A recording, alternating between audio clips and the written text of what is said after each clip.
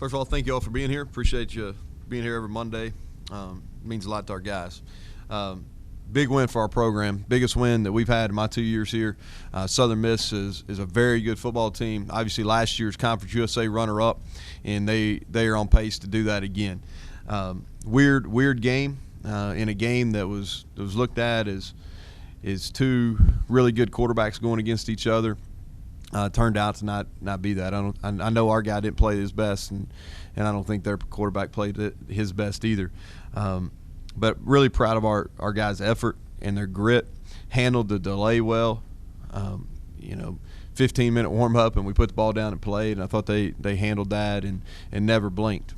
Got down 7-0 early in the contest on a pick six, and then came back and took the lead and never gave it up the rest of the game. So obviously a big win. Going to hit a little bit in each phase. Thought special teams were the difference in the game. We preached about that all week. Anytime you're playing against that quality of a defensive opponent, you're going to need some plays on special teams, and we got that. Forced a huge fumble on kickoff. We were able to cover it and turn it into points. We've got to get better in our kickoff coverage. I thought they had some success taking some returns back to the field on us, so we've got to get corrected.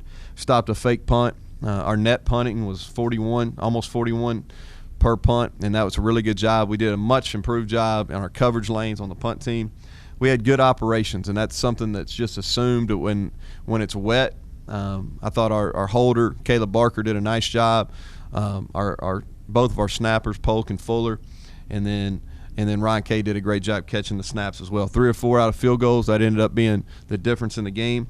And then we downed a punt. We downed a punt inside the 1, and then our kickoff return gave us good field position, and we won the field position battle over the entirety of the game. Defensively, we've got to do a better job in 2-minute situations. The score right before half, we had a lot of miscues that should have never happened. Too many big plays in the pass game. And a lot of those came right before the half and right at the end of the game. We've got to improve pressure. We've got to get more pressure on the quarterback. That's something we were really successful at last year. We haven't had that same success this year. That's something we've got to get fixed, and we've got to get fixed in a hurry as we start league play.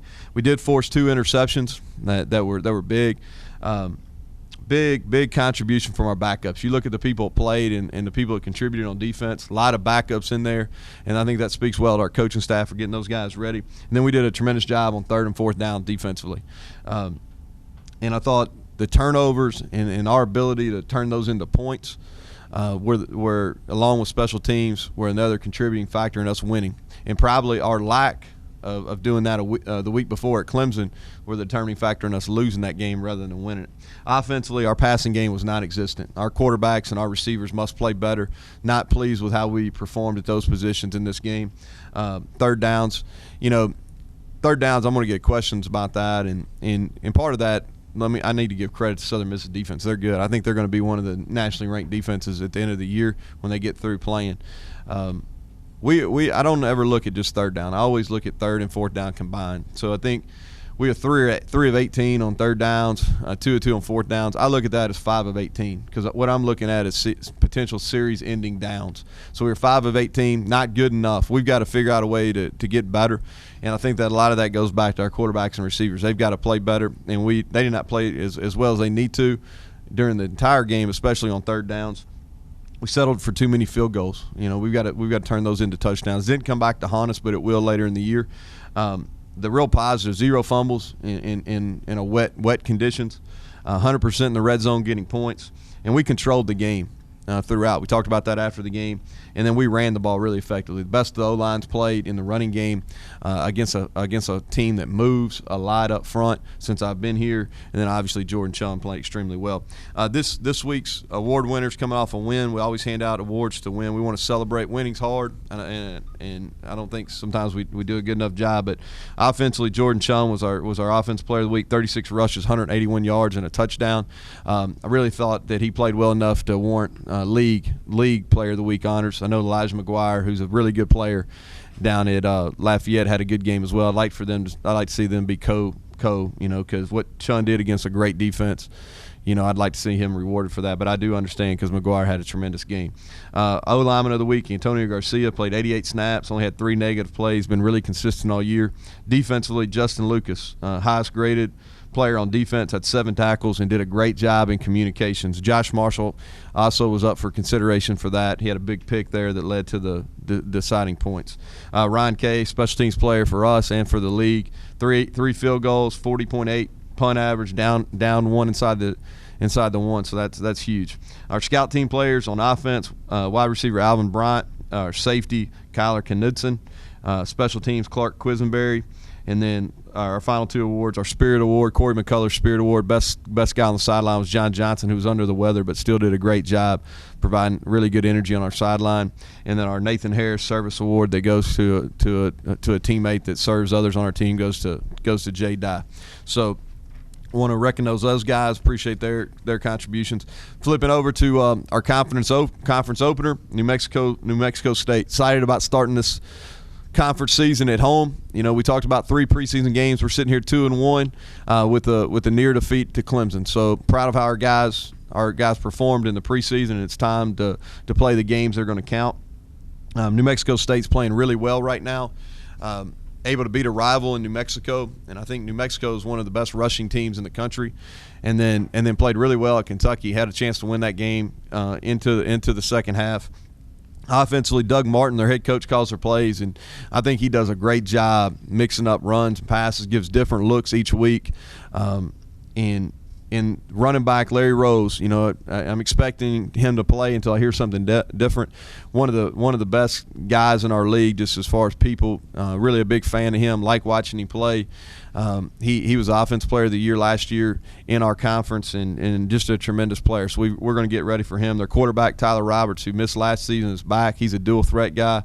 Their O-line is playing really well. They're huge up front. You can see their size, and then their wide receivers can run. So I think a really quality opponent offensively.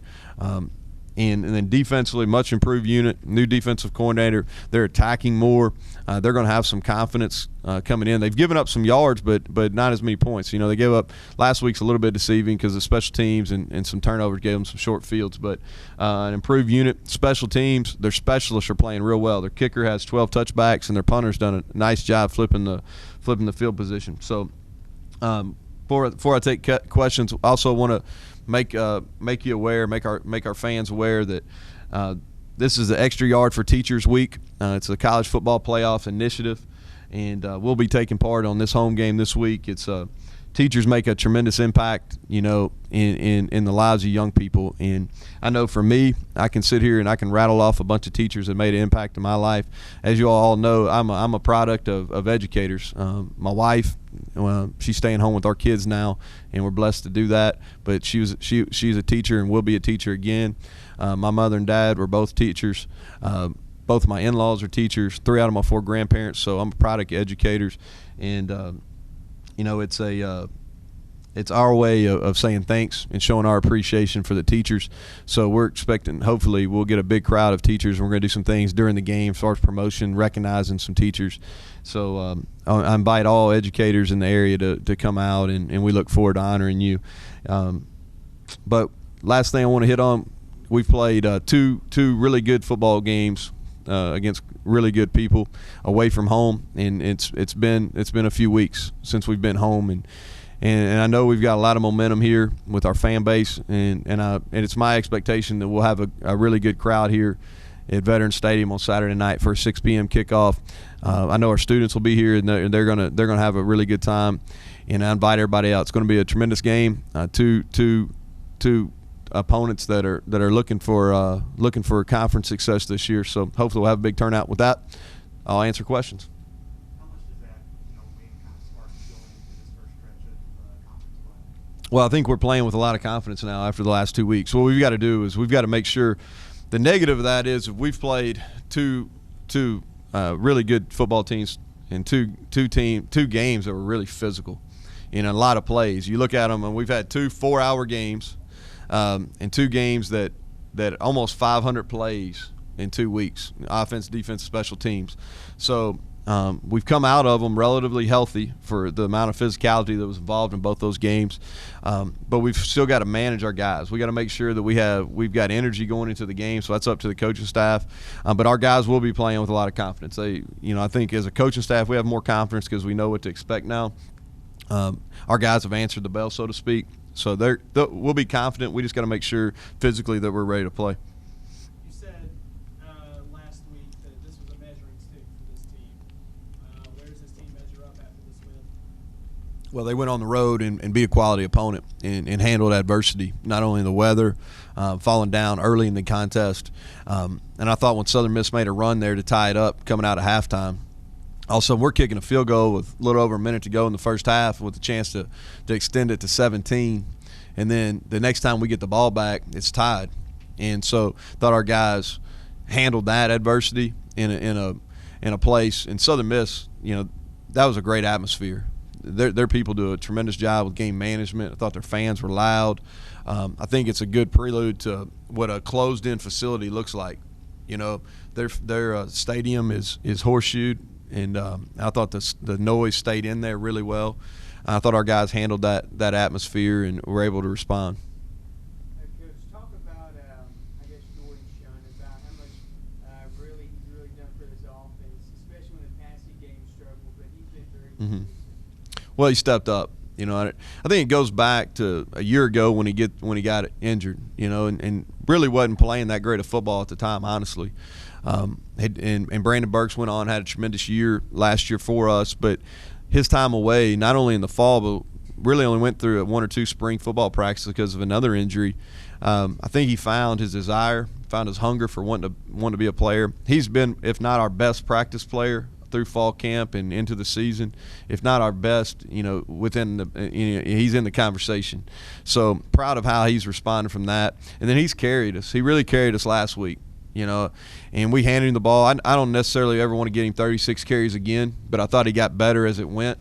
I would like for that number to be around 25. I think that's a more healthy number. Looking back, I wish I would have gave Josh Anderson some more of those carries. He was deserving, and and it would have probably helped us as an offense. But Jordan is fully capable. And Adam, tell me if I'm saying this wrong, but Adam told me this morning that Jordan has more yards after 3 games than any running back in Troy history. So that's pretty impressive when you think about the players that have come through here.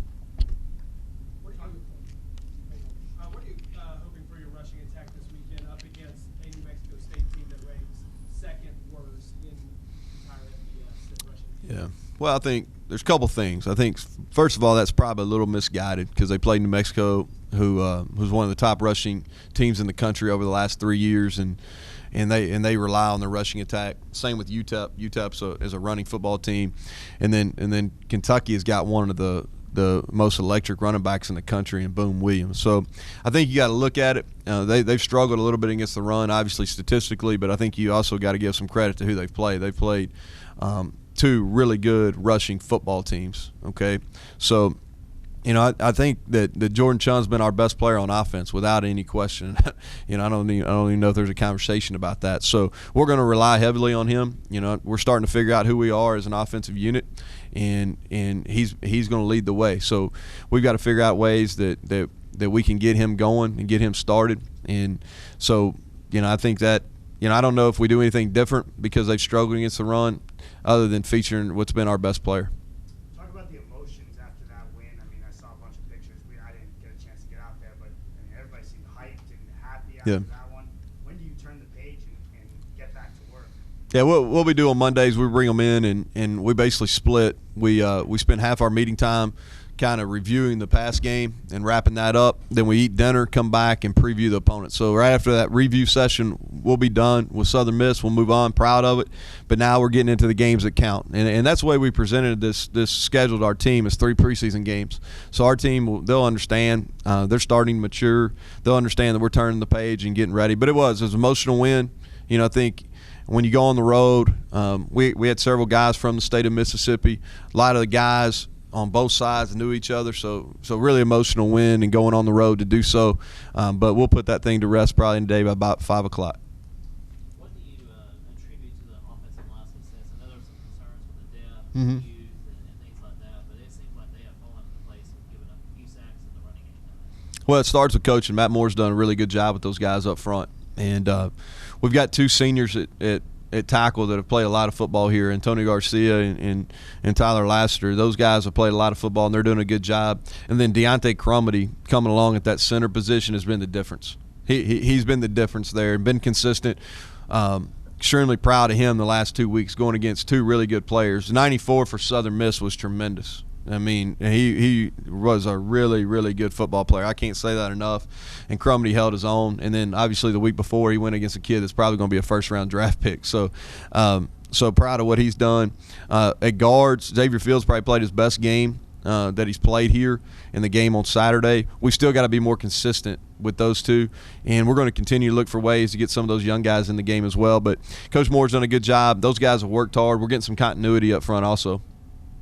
You talked about how successful the run game was, but the pass game, you started out with the pick six. Mm-hmm. Talk about how Brandon needs to basically mature from this game and move on. Well, Brandon, his issues are fundamentally. All right, his issues are fundamentally, and he's got to be more sound than that. We've had conversations with that. He understands he didn't play his best. We've got to get better at the receiver position. We did not play good enough to win, to be consistent. We did not play well enough at wideout. It shows in our third down, in our lack of production on third down. We didn't have, other than Emmanuel Thompson, we didn't have really a whole lot of receivers make plays. So we've got to get better. We're going to challenge them today, and we'll play better at receiver this Saturday. Speaking about how your guys are responding to the conditions, Coach, I don't know if there's any way to prepare for that, but you guys have a plan when things change up like that? I think they feed off the coaches, and my whole deal is don't make a big deal out of it. It's like, the weather, we can't control it. I'm not a guy that's necessarily uptight on game day, so we kind of go with the flow as far as, hey, we're going to have a delay. That's fine. We just backed up our pregame. We tried to relax them in the locker room. We had food available and those type of things. But I think your players are always going to feed off your coaching staff. And if your coaching staff's uptight about those type of situations, I think they'll get uptight. Our coaching staff just kind of went with it. There was nothing. It was out of our control.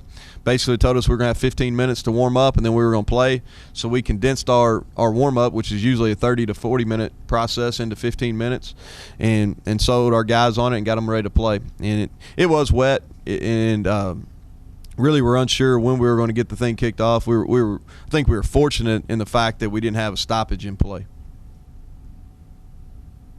Coach, talking about your defense, you played well at times, but going in this game this weekend, how aggressive is the defense going to be? Yeah, I would say we played well a good portion of the time. If you look at it statistically, I hadn't even looked at our national statistics, but we've played an offense, and Clemson was top 5 in the country last year, and they're back on track, and they'll end up being a top 15, top 10 offense in the country. Southern Miss is going to be a top 10 or 15 offense in the country when all's said and done. So this is a unit, and I'll say this, and people are going to look at our score against New Mexico State from last year. I don't think I've ever been involved in a football game that the score was further from what happened on the field as far as actual play than last year. And if you were there, you'll know. I see Jerry shaking his head because we win the game going away, but we didn't play. They dropped probably 4 touchdowns, had huge plays wide open in the pass game. They stoned us on the first drive. They dropped a punt. We converted a 4th down to kind of get us going, and then Teddy Rubin made two huge plays, just individual efforts. But that game was really evenly matched. But I think it was just I really don't. I don't think I've ever been involved in a game that the score was further from the truth than actually what happened. But our defense, they've got a challenge in front of them, and we've got to be more consistent. We've got to get better against the pass game. And Tyler Rogers, their quarterback, is going to challenge us. Back to the receivers. I know you said Johnson was out this Saturday. He's not on the depth chart for this week. Is he out? I think it's up. It's to be determined. Hope to. He's got an illness that he's battling. We'll know more later in the week. More than likely, he'll be out for this week.